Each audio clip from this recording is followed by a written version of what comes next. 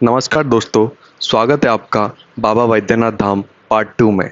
तो दोस्तों, जैसे आपने पिछली बार देखा बाबा बैद्यनाथ धाम के दर्शन और आरती कैसे करनी है, तो इस बार हम जाएंगे देवगढ़ में, जहाँ पे आप बाबा बैद्यनाथ धाम के दर्शन के लिए आए हो।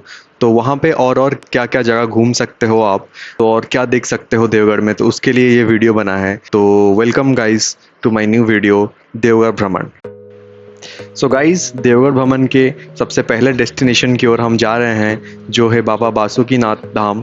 तो ये एक झारखंड के दुमका डिस्ट्रिक्ट में है, जो बाबा बैद्यनाथ टेम्पल से 50 किलोमीटर की दूरी पे है। तो गाइज, ये भी एक ज्योतिर्लिंग है बाबा बासुकीनाथ, और कहा जाता है जब आप बाबा बैद्यनाथ धाम के दर्शन के लिए आते हो और बासुकीनाथ के दर्शन ना करें तो वो दर्शन को पूरा नहीं माना जाता। मंदिर का स्ट्रक्चर लगभग सेम है बाबा बैद्यनाथ धाम जैसे। और दोस्तों, ये बाबा बासुकीनाथ जो मंदिर है, इसे भोलेनाथ की अदालत कहा जाता है। तो आप यहाँ पे आपकी कोई भी शंका लेके आ सकते हैं भोलेनाथ के दरबार में। दोस्तों, यहाँ पे भी दर्शन को ज़्यादा टाइम लगता नहीं है, बस 1 घंटे के अंदर आप दर्शन पूजा सब कुछ कर सकते हैं। और यहाँ पे भी आप महादेव को स्पर्श करके आपकी मनोकामनाएं मांग सकते हैं और मंदिर का लुत्फ उठा सकते हैं।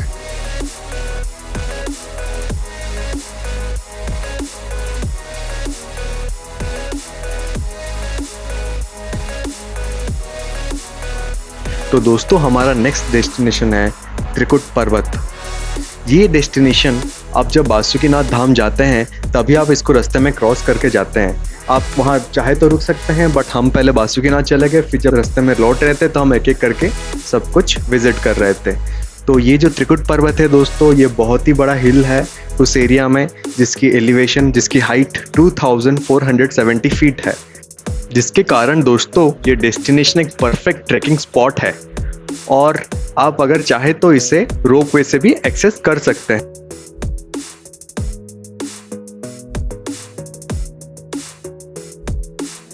दोस्तों, यहाँ बंदर बहुत सारे हैं, तो उनसे थोड़ी दूरी बना के रखिएगा। दोस्तों, हाल ही में आप लोगों ने न्यूज़ में सुना होगा, त्रिकुट पर्वत में बहुत ही बड़ी दुर्घटना घटी थी जो रोपवे में हुई थी, जिसके कारण कुछ लोग अपने जान गंवा बैठे थे और बहुत लोग जख्मी हुए थे। तो दोस्तों, ये जो वीडियो है ये उसके पहले का है। तो अभी आप अगर जाना चाहें त्रिकुट पर्वत, तो प्लीज़ अच्छी तरह से न्यूज़ में देखकर और लोकल से पूछकर ये जानें कि रोपवे खुला है और सब मरम्मत हो चुकी है, तभी आप जाएं।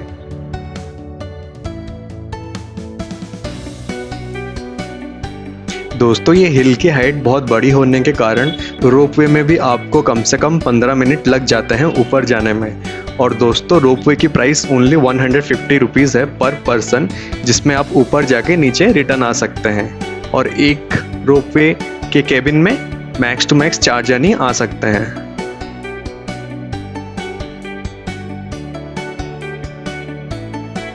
दोस्तों, ऊपर जाने से पहले आप नीचे से एक गाइड ले जाना ना भूलिएगा, क्योंकि जो त्रिकुट पर्वत है ये बहुत ही बड़ा है और इसका पौराणिक सिग्निफिकेंस है, जो रिलीजियस सिग्निफिकेंस है, इसमें बहुत सारे पौराणिक कथा तथा बहुत सारे हैं, वो आपको पता नहीं चलेगा अगर बिना गाइड के जाते हैं तो।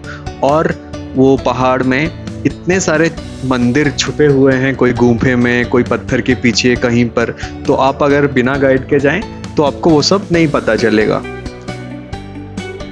और गाइड आपको मंकी से भी बचा लेते हैं।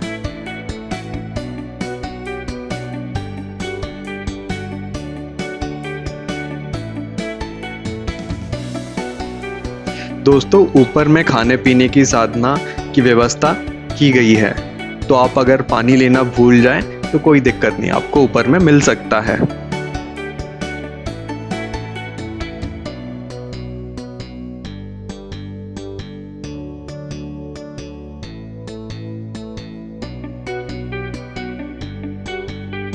दोस्तों, ये त्रिकुट पर्वत एक परफेक्ट प्लेस है अपने फैमिली के साथ जाके कुछ छोटे मोटे एडवेंचर एक्टिविटीज़ करने के लिए, क्योंकि यहाँ पे जो भगवान है वो ऐसे अनरीचेबल जगह में है जहाँ पे आपको जाने के लिए कुछ पत्थर में चढ़ाई करके जानी पड़ती है। और मुझे पता भी नहीं था कि मेरे पेरेंट्स ऐसे चढ़ भी सकते हैं ऐसे पत्थरों में।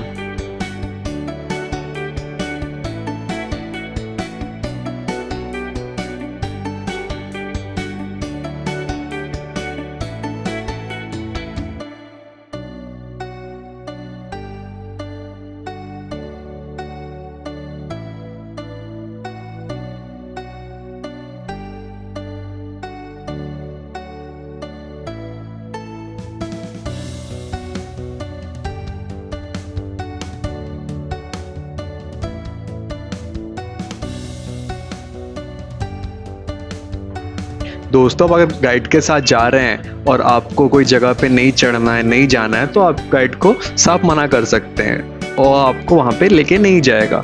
बट अगर आप जाना चाहते हैं तो वो आपकी हेल्प ज़रूर करेगा वहाँ पहुँचने के लिए और आपको सेफली नीचे लाने के लिए।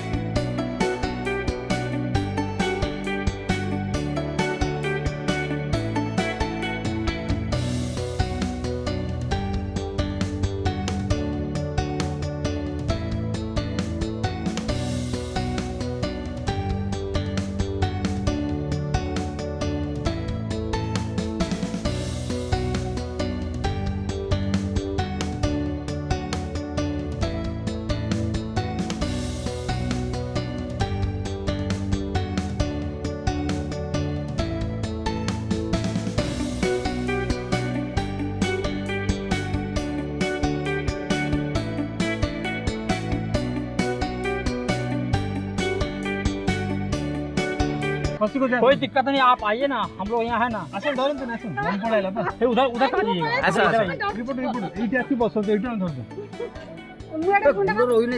कोई दिक्कत नहीं, आप आइए ना।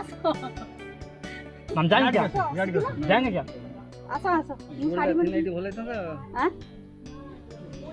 আসুন রিপোর্ট আসুন कोई दिक्कत नहीं है, आप आइए ना, हम लोग यहाँ है ना।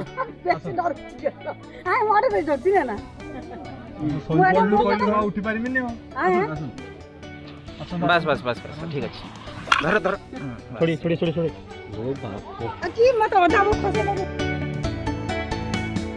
गाइस, जब रावण ने अपने पुष्पक विमान रख के और वैद्यनाथ जी का वो जो लिंग है वो गवारे को पकड़ के तपस्या के लिए आया था, तो वो यही जगह पे आया था, त्रिकुट पर्वत पे, और इसी कहीं गुफा में बैठ के अपनी संध्या वंदना कर रहा था।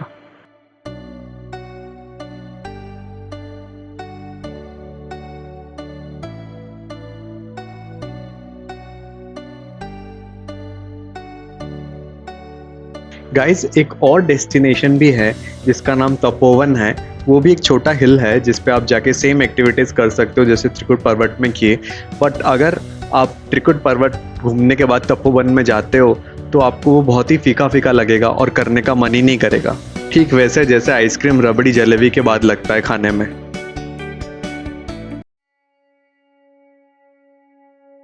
गाइस, हमारा नेक्स्ट डेस्टिनेशन था एक प्राइवेट टेम्पल जिसका नाम है माँ कुंडेश्वरी टेम्पल। तो ये टेम्पल गाइस एक प्राइवेट कॉम्प्लेक्स के अंडर में है जिसकी पूजा ओनली वहाँ के साधक ही करते हैं।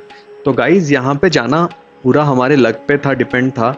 हम वैसे हमारा कोई प्लान नहीं था बट हम बाई लक वहाँ पे जा पाए और उसके लिए मैं बहुत ही खुश हूँ कि हमें वो माँ का दर्शन मिला। गाइस, एक बात बता दूँ आपको, यहाँ पे अगर आप यहाँ पे जाएं तो आपको रियली यहाँ पे एक पॉजिटिव ऑरा या कुछ एक फोर्स का आपको रियली फील होगा जो है वहाँ पे। जो माता के मंदिर में आप जाओगे तो आपको वैसे फील होगा, और ऐसा फील मुझे आज तक कहीं और हुआ नहीं है। गाइस, ये टेम्पल बहुत ही पावरफुल है और बहुत ही पुराना है, और यहाँ के जो साधक हैं वो उनके फैमिली में ही बस पूजा करते आ रहे हैं जनरेशन से, पीढ़ी दर पीढ़ी से।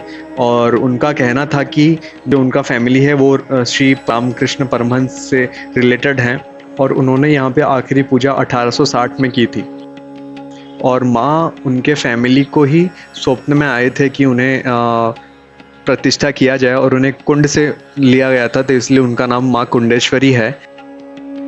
ये मंदिर बहुत ही शांत वातावरण में स्थित है और आप यहाँ पे जाके अपनी मन की सारी शंकाएं दूर करके माता के दर्शन कर सकते हैं।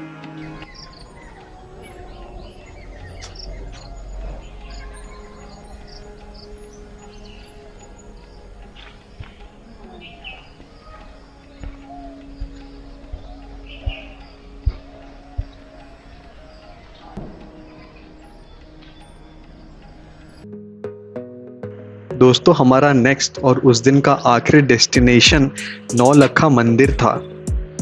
ये नौलखा मंदिर देवगढ़ में ही है, देवगढ़ के टाउन के अंदर में ही है और बस स्टैंड से जस्ट 2 किलोमीटर की दूरी में है। दोस्तों इस मंदिर का नाम नौलखा मंदिर इसलिए है क्योंकि इसे बनाने में 9 लाख रुपए खर्च हुए थे और इस मंदिर को रानी चारुशिला ने अपने बेटे की याद में बनाया था। इस मंदिर का निर्माण 1940 में हुआ था और इसकी कलाकारी कोलकाता के बेलूर मठ से बहुत मिलती जुलती है। दोस्तों इस मंदिर के अंदर का जो कंस्ट्रक्शन है वो बहुत मार्बल से बना हुआ है और इसके जो मेन आइडल्स हैं वो राधा कृष्ण हैं और बहुत सारे लड्डू गोपाल भी हैं।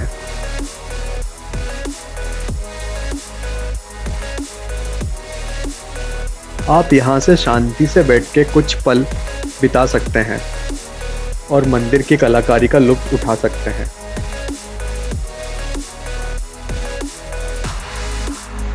तो दोस्तों आज का ये वीडियो यहीं तक था। मैं आशा करता हूँ कि ये वीडियो आपका अच्छा लगा। अगर अच्छा लगा तो प्लीज़ लाइक कीजिए एंड सब्सक्राइब कीजिए।